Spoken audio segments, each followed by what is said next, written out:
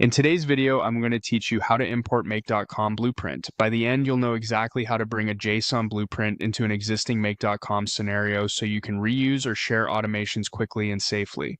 First, head over to Make.com and open your dashboard.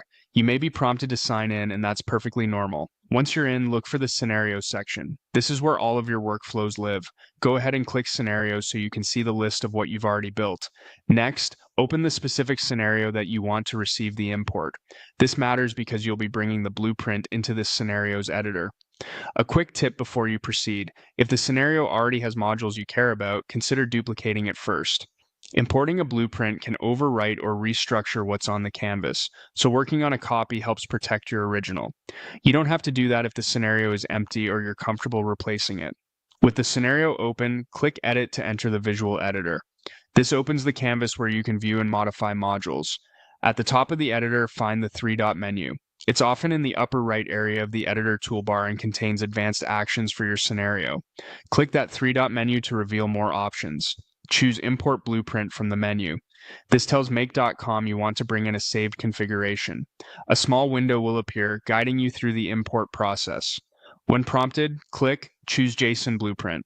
Navigate to the JSON file you previously exported or received.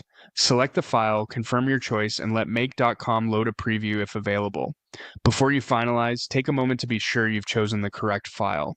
Blueprints contain the structure of modules and their connections, but they don't include your personal credentials or tokens.